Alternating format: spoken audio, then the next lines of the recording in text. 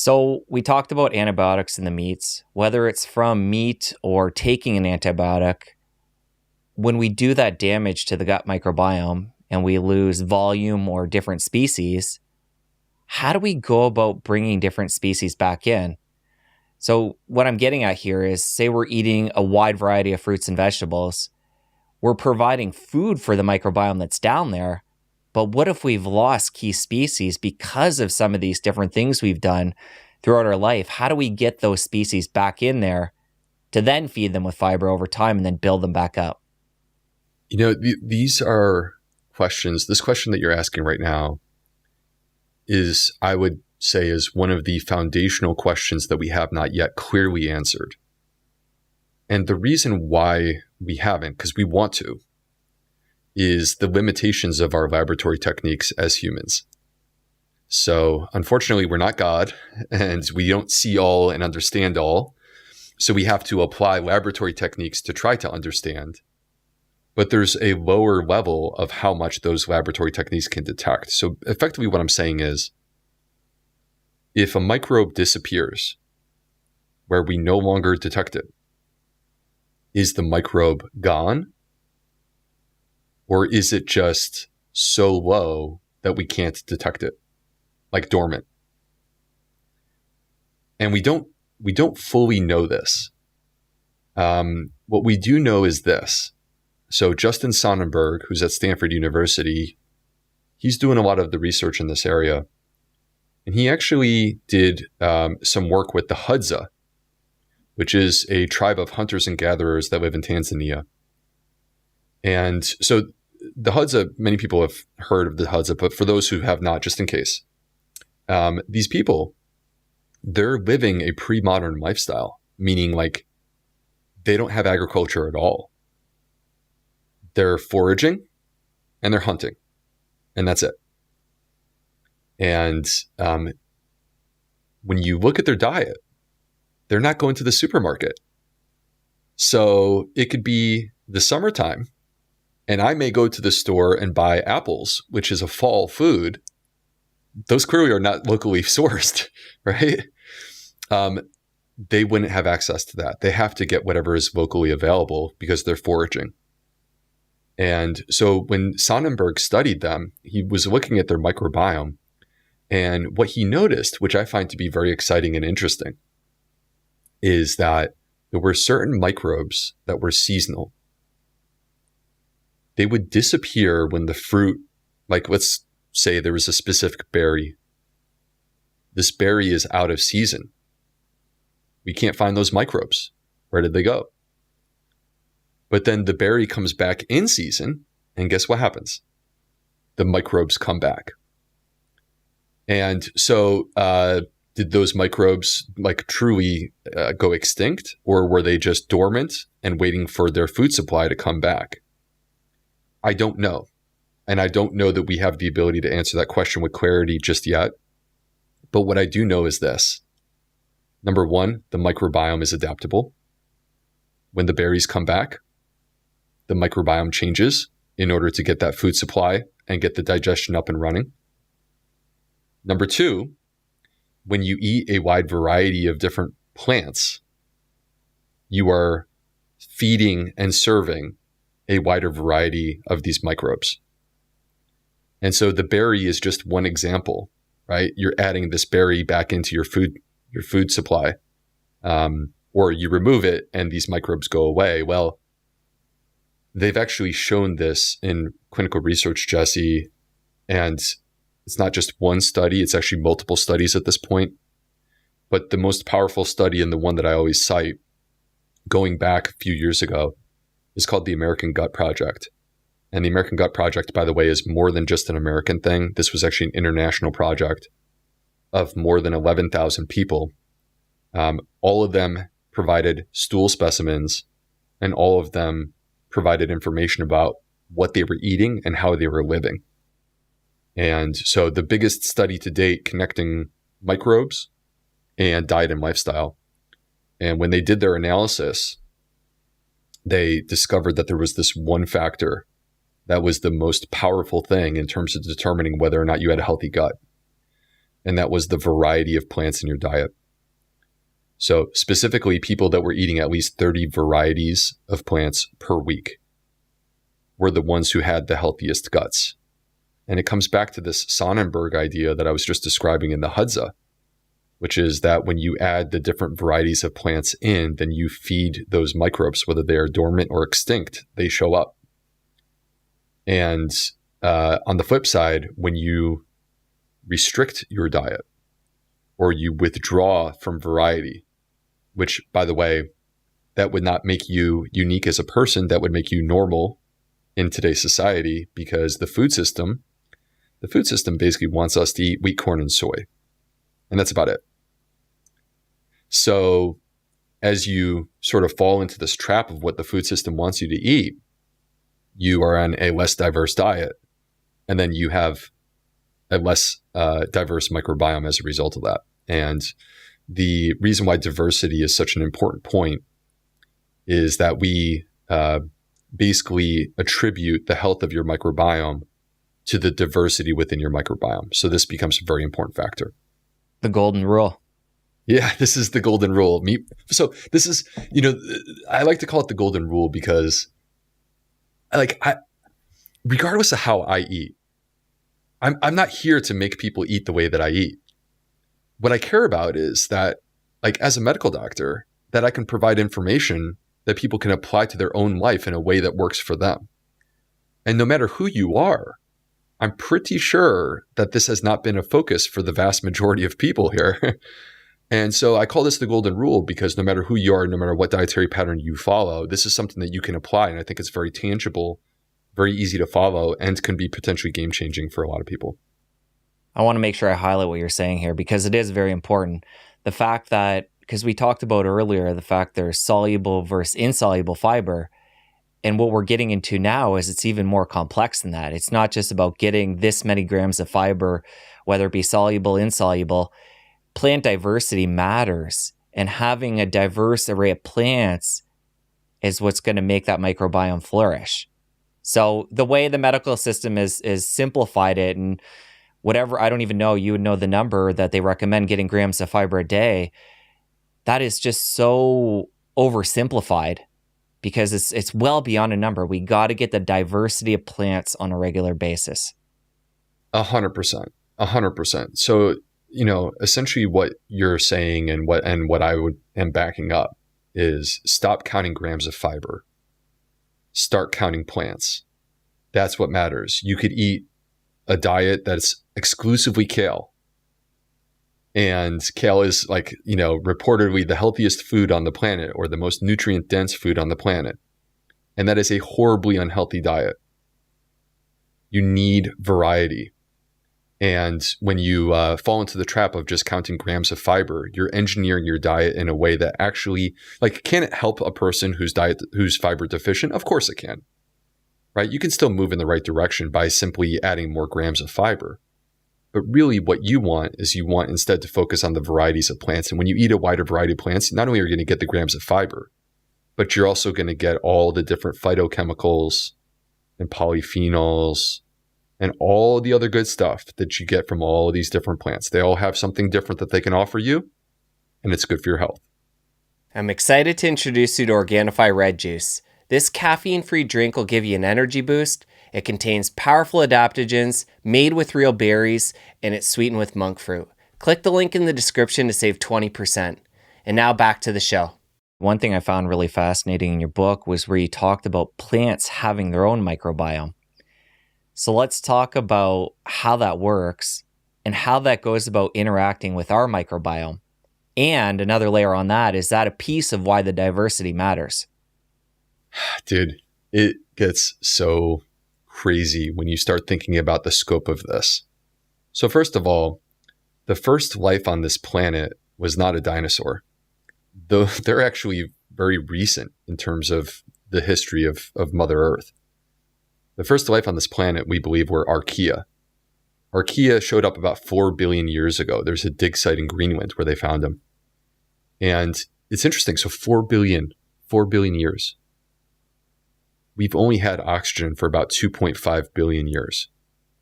archaea were living on a scorched earth that didn't even have oxygen for 1.5 billion years before this even happened.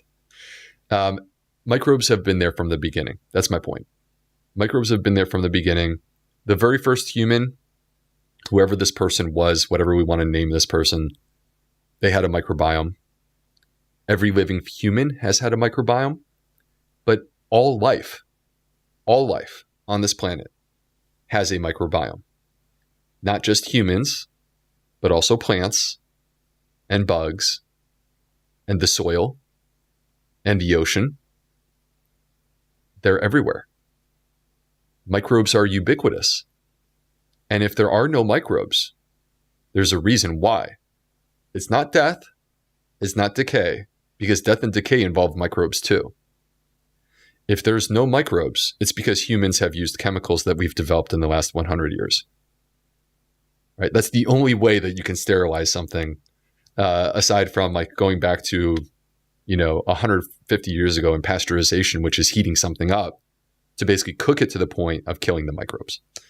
So microbes are everywhere. They're ubiquitous in nature. So everything has a microbiome. When we think about the life cycle of an apple, it starts off as a seed. That seed has a microbiome. The seed falls down into the soil. It is surrounded by other microbes that are in the soil. And there's also nutrients. The seed germinates. It opens up. It sprouts to life, comes up out of the soil, reaches up towards the sun. And covering that little beautiful sprout, cute little sprout, are microbes. We just can't see them, but they're there. And those microbes are helping to facilitate the growth and the health of this sprout as it matures into someday a tree, as it matures into one day bearing fruit. And that fruit has a microbiome. They've actually studied the apple microbiome, believe it or not, Jesse. And an apple has about 100 million microbes, which is fascinating. And the second part, this is, I think, going to surprise a lot of people. The microbes are not where you think they are. I, at least, would have thought that they were on the skin of the apple. Believe it or not, they're concentrated not on the skin, but much like us humans, concentrated in the core. The part that we throw away, that's where actually most of the apple microbes exist. So anyway, these microbes, they help this fruit to flourish and to turn into an apple. And, potentially that apple gets consumed or the apple falls to the ground and it decays. The microbes are part of that process too. And they get broken down and turned into new soil. And that is the circle of life. And it just continually reinvents itself. There's new research that came out recently, Jesse, that did not make it into my first book, but just to kind of put into perspective, like how these microbes are literally everywhere. There's new research that a tumor, a cancer tumor, has a microbiome. And believe it or not, what they're discovering is that the microbiome of the tumor affects your response to chemotherapy and can affect survival of a person. So I'm not talking about the microbiome within the gut of the person who has cancer. I'm talking about if you actually sample the cancer, you will discover that cancer has a microbiome too. So it's fascinating to consider that these microbes, they're just everywhere. And you walk out in nature. This is why going outside is so important. Because inside our homes that you and I are sitting in right now, these are man-made structures. And they're not alive. And they don't have a microbiome. There may be some microbes kind of hanging around, but there's actually not that many of them relative to if you walk outside and there's a tree and you just walk within proximity to that tree actually is emanating microbes. And you will be sharing microbes with that tree. You just don't even realize it, but you do. Or you walk on the ground and you're sharing microbes with the ground. Like it's, I don't know. I think it really makes you feel very connected, very much more than an isolated individual exists on the planet, but instead a part of the planet. And Also, I think it validates a lot of the research that exists that say things like,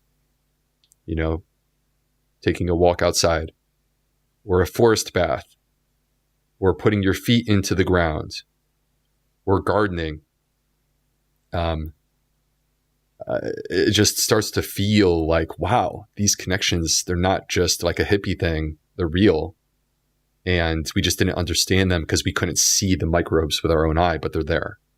That's fascinating stuff. And coming back to that tumor example, I don't know if the research has been done, but how does different tumors have different microbiomes? You wonder if that has something to do with the host and their microbiome. So does it go even further?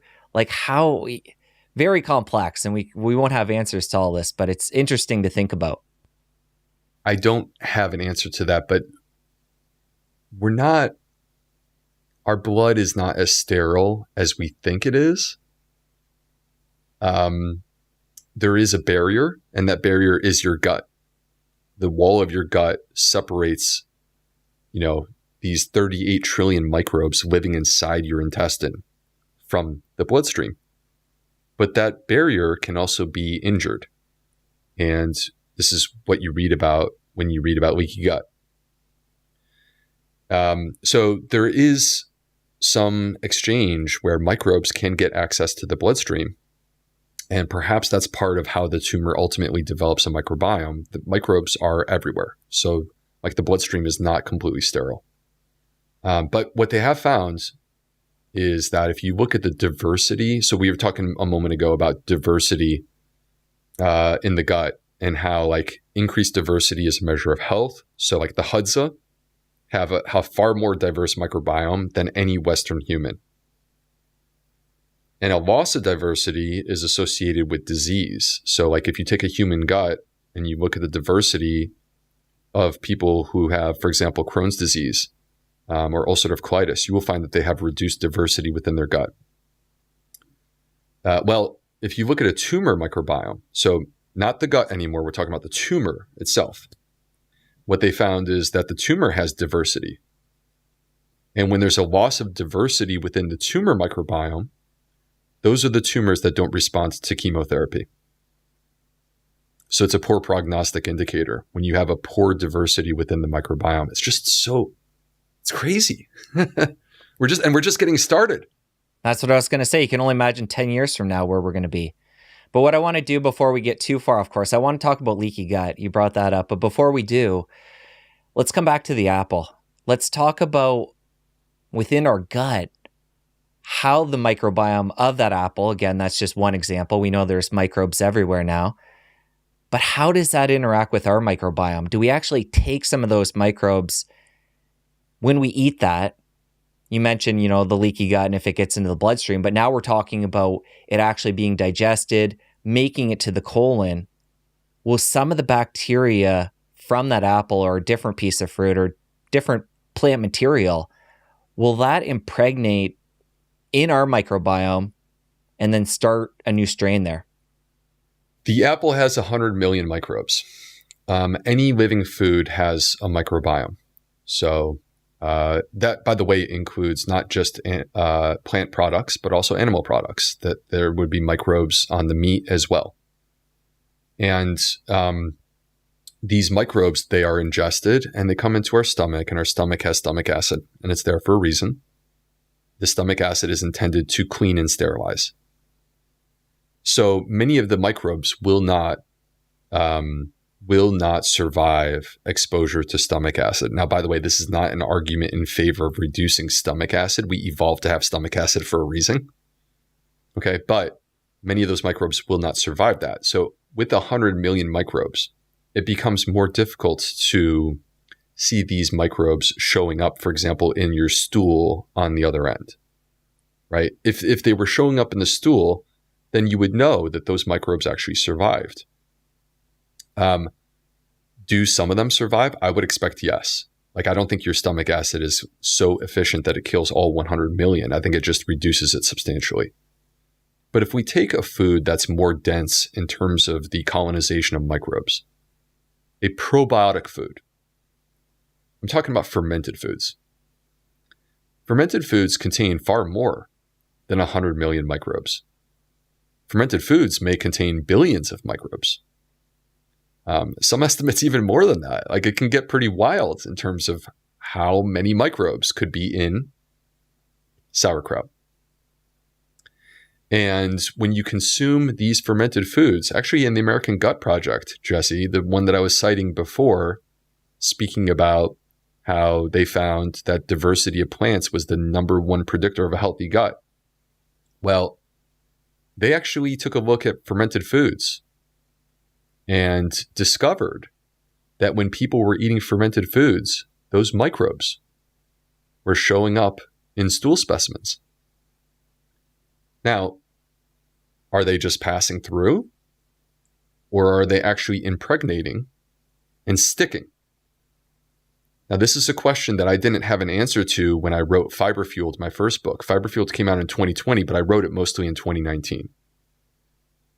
But my new book, the Fiber Fueled Cookbook, it just came out in May, and that allows me to cite the new data, which is very exciting, because fermented foods have gone from this thing that hippies were into something that, like a guy like me, where I love science, I say, how could they not be healthy?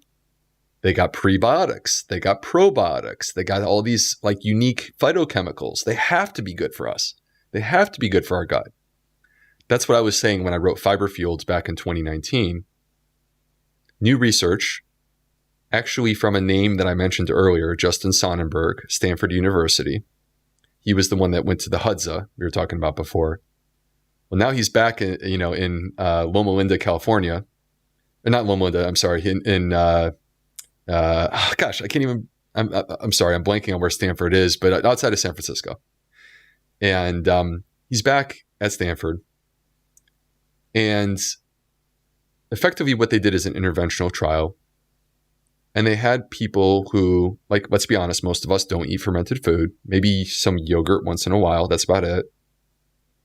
He took this group of people and he made them dramatically increase their fermented food intake. So they went from either no fermented food or like the occasional yogurt to every day, several servings a day of fermented food. Now, this doesn't mean like bowls of sauerkraut. It means bites of sauerkraut. But like, still, that's a big step up. And here's what's exciting. In 10 weeks, they saw people dramatically increase the diversity within their gut microbiome. And simultaneously, they reduced measures of inflammation. So what that says to me is that if the first rule of gut health is diversity of plants, eat a wider diversity of plants, I would say that the second rule, or rule 1B, is you need to be eating fermented foods and you need to add this to your diet. And if you're not doing it, which most people are not, it's time to start to explore this new realm, this new dietary approach. Wow, that's great news. So 10 weeks, are they furthering that research to look at, a year, a couple years and beyond? Do you know if there's anybody that's doing more long-term? Because 10 weeks is significant, but it would be interesting to see years down the road. And again, it gets very nuanced. Are they continuing to eat fermented foods during that year, or is it stopping and seeding with what they initially got and then waiting to see if it's still there? We could go in a million directions. But what I'm getting at is, do you know if they have any plans for longer term research? This is an exciting start. Oh, totally. So yeah, so the two guys that are doing this, Justin Sonnenberg is sort of the microbiome guy. And then Christopher Gardner is the nutrition guy. And they're both at Stanford. These are people that I know, actually. And my understanding is that they're doing a more long-term study looking at these particular things. They see that this is, exciting. But again, as you mentioned, it's only 10 weeks. So, but I think to me, there's the long-term questions.